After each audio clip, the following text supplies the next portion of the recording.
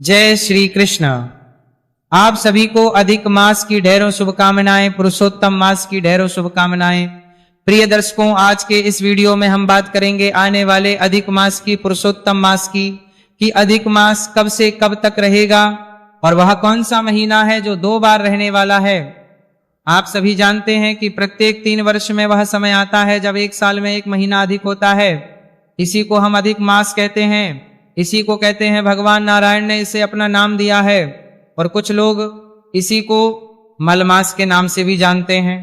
इसकी महिमा शास्त्रों में बहुत लिखी है। तो ये जो अधिक मास है, इसमें हमें क्या करना चाहिए, क्या नहीं करना चाहिए, कैसे ये पुण्यदायी है, क्या इसके लाभ है। और जब अधिक मास होता है तो हमें व्रत शुरू करने चाहिए, नए व्रत, या नहीं करने चाहिए। यदि कोई व्रत आप नहीं कर रहे थे, अभी तक आप नया शुरू करना चाहते हैं, तो क्या आपको शुरू करना चाहिए या नहीं करना चाहिए। आप जो व्रत रहे थे उनके उद्यापन अधिक मास में किए जा सकते हैं या नहीं किए जा सकते हैं। और जिस वर्ष में अधिक मास पड़ता है उस वर्ष में उद्यापन किए जा सकते हैं या नहीं किए जा सकते हैं। इस प्रकार से संपूर्ण जानकारी अधिक मास आने वाले पुरुषोत्तम मास के विषय में आपको प्रदान की जाएगी।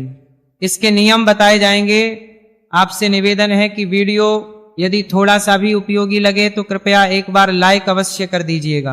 परमेश्वर वासुदेव कृष्ण की कृपा प्राप्त करने के लिए कमेंट बॉक्स में अवश्य लिखिएगा। जय गा श्री कृष्ण या ओम नमो भगवते वासुदेवाय। आप देख रहे हैं धर्म साधना टीवी, ज्योतिष संस्थान का प्रतिष्ठित यूट्यूब चैनल धर्म साधना टीवी धार्मिक। हम यहाँ सभी व्रत और त्योहारों की सही शास्त्रीय जानकारी प्रदान करते हैं।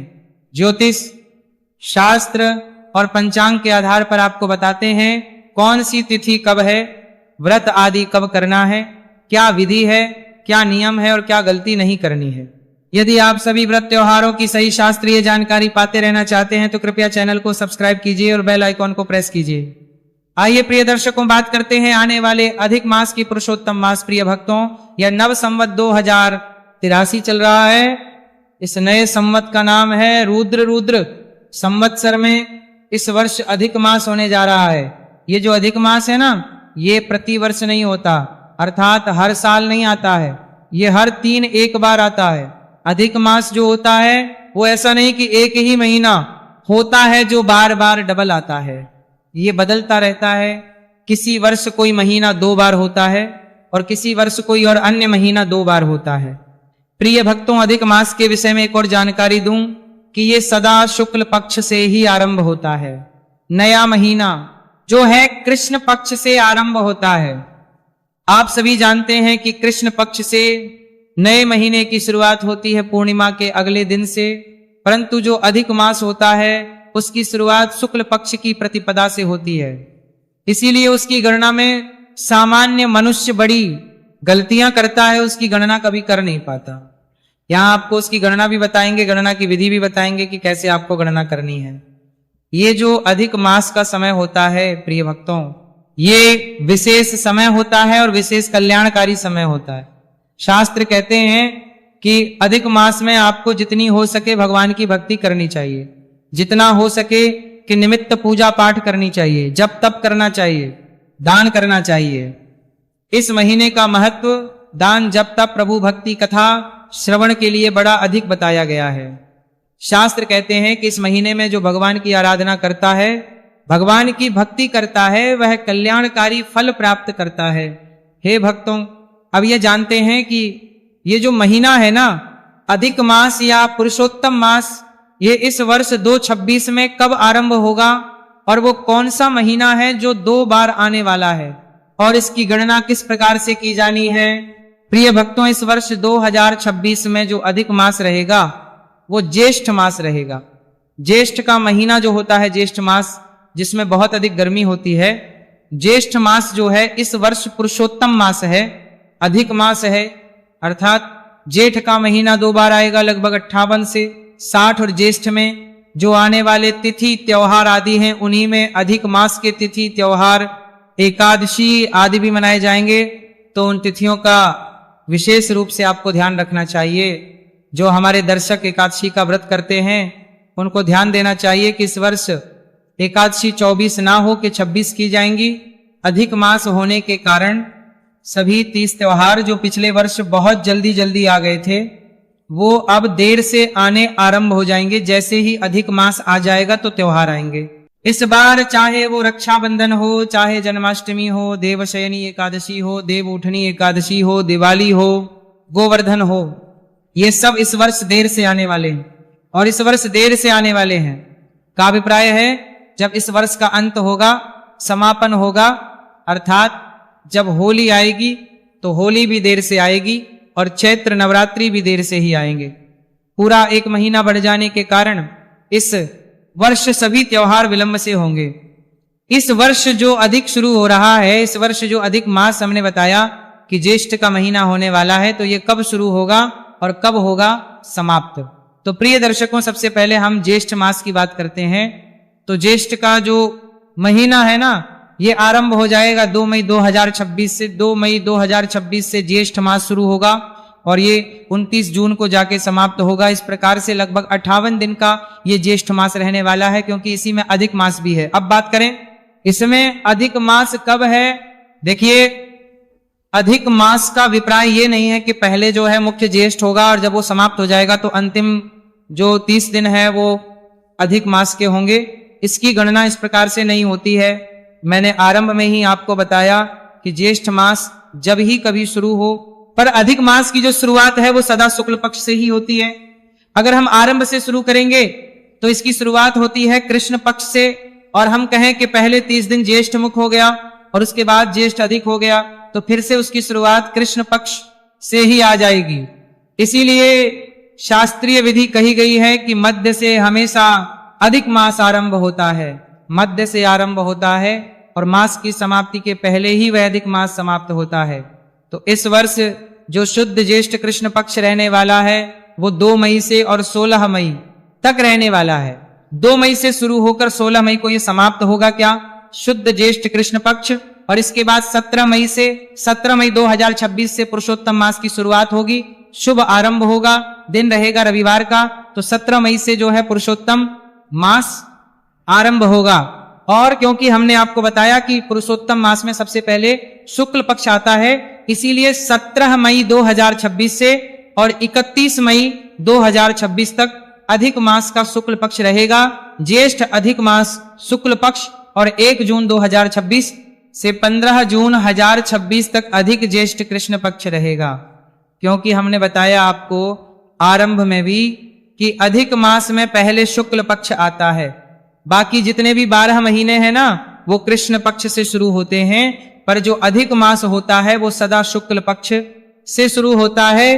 इसीलिए ज्येष्ठ के मध्य से आरंभ हो रहा है 17 मई से, और 15 जून को अधिक मास समाप्त होगा, अधिक ज्येष्ठ समाप्त होगा। तो इस प्रकार से ये पूरा पुरुषोत्तम मास या कहें अधिक मास ये रहेगा 17 मई 2026 से और 15 जून 2026 तक। और इसके बाद 16 जून से पुनः शुद्ध ज्येष्ठ आरंभ हो जाएगा और शुद्ध ज्येष्ठ का समापन होगा 29 जून 2026 को। इस प्रकार से ये अधिक मास रहने वाला है। और 29 जून के बाद 30 जून से आषाढ़ मास की शुरुआत हो जाएगी। अब प्रश्न उठता है कि इसमें हमें और क्या करना चाहिए। तो जितना हो सके हमें अधिक मास में भगवान विष्णु की आराधना करनी चाहिए, भक्ति करनी चाहिए, जप करना चाहिए, तीर्थों में जाना चाहिए, तीर्थों में स्नान करना चाहिए, भगवान के दर्शन करने चाहिए। और पुराण कहते हैं कि जितना हो सके अधिक मास में, पुरुषोत्तम मास में पवित्र नदियों में स्नान करना चाहिए। गंगा स्नान करिए, गोदावरी स्नान करिए, यमुना स्नान करिए, या जहां संगम है संगम के तट पर स्नान करिए। अधिक मास में इसका बड़ा उत्तम फल कहा गया है। और अधिक मास का फल पाने के लिए अधिक मास महात्म्य में अवश्य सुनिएगा। अधिक मास की जो शास्त्रीय कथा है ना, जो पुराणों में वर्णित है, वह कथा हम आपको सुनाएंगे। 31 अध्याय की वह कथा है, तो प्रतिदिन उसका लाभ अवश्य लीजिए। ठीक वैसे ही जैसे अभी वैशाख मास चल रहा है और वैशाख मास हम सुना रहे हैं। पूरे YouTube पर ढूंढने से भी वैशाख मास के सही वीडियो नहीं मिल रहे। लोग क्या सुना रहे हैं, 4 कथाएं जोड़ के वैशाख मास के नाम पर सुनाए जा रहे हैं। उसका कोई लाभ नहीं। जो भगवान ने कहा है स्वयं देव दृश्य नारद के द्वारा सुनाया गया, और सूत जी के द्वारा लिखा गया वहां हम अपने सुना रहे हैं और सदा हम अपने चैनल पर वही सुनाते हैं। जो पुराणों में वर्णित है ये हमारे पूर्वजों की कृपा है, क्योंकि हमारी 4 पीढ़ियां ऐसी पंडित कर्म में बीती है, तो हमारे पास वो सैकड़ों वर्ष पुराने पुराण पुस्तकें आज भी उपलब्ध है जो विलुप्ति के कगार पर है, और हम वही से आपको सभी पुराण आदि की जानकारी देते हैं। चैनल पर नए हैं तो सब्सक्राइब अवश्य कर लीजिएगा। तो इस प्रकार से आपको अधिक मास का लाभ लेना है, महात्म्य आदि सुनते हुए, स्नान आदि करते हुए और खूब दान पुण्य के कार्य करते हुए। अब हम बात करते हैं कि ये जो अधिक मास का समय है, या जब अधिक मास जिस वर्ष में आ रहा है, तो उसमें हमें उदय आदि करने चाहिए कि नहीं करने चाहिए, नए व्रत शुरू करने चाहिए कि नहीं करने चाहिए, इसके विषय में शास्त्रों की क्या आज्ञा है। प्रिय दर्शकों, इसके विषय में शास्त्रों में लिखा है, निर्णय सिंधु का मैं यहां पे उदाहरण दूंगा। निर्णय सिद्धू में लिखा गया है कि बाली वृद्धि मलिम लुचे उद्यापन मुपारंभम कार्य। तो यह श्लोक जो कहा गया है इसका अर्थ है कि जब गुरु और शुक्र अस्त हो, गुरु ग्रह या शुक्र ग्रह अस्त हो, या जब गुरु और शुक्र बाल अवस्था में हो या वृद्ध अवस्था में हो, क्योंकि ये अवस्थाएं होती है, उम्र होती है, इसके अनुसार ये जानकारी दी गई है शास्त्रों में।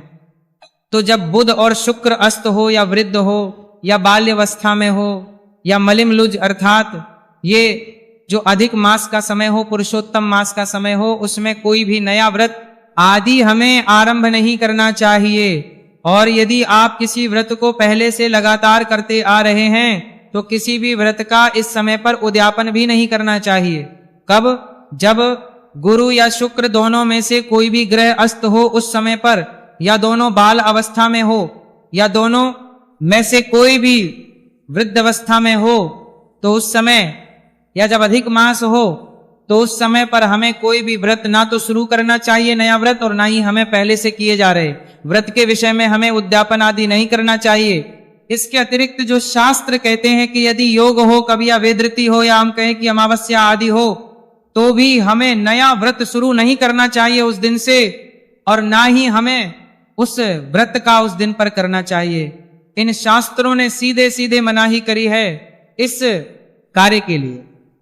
प्रिय दर्शकों, इस मामले में आपको सावधान रहना चाहिए और जितना हो सके लोगों को बताना चाहिए, क्योंकि इस वर्ष 2026 में अधिक मास होने के कारण कोई भी नया व्रत शुरू करना शुभ नहीं है, और उसका कोई भी किसी व्रत का अगर आप उद्यापन करना चाहते हैं तो वह भी उचित नहीं है। कब से? जब से अधिक मास लग जाता है तब से ये आरंभ होता है। तो ये आरंभ हो जाएगा 17 मई।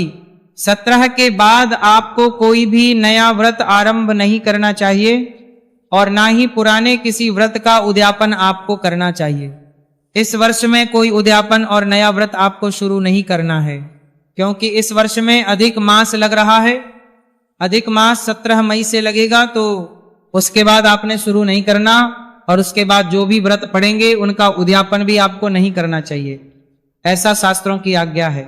तो इस प्रकार से ये जानकारी है अधिक मास के विषय में। यहां एक बात और बताता चलूं कि अधिक मास आपको 33 के द्वारा आप अपने पितरों को शांत कर सकते हैं, उनको तृप्त कर सकते हैं।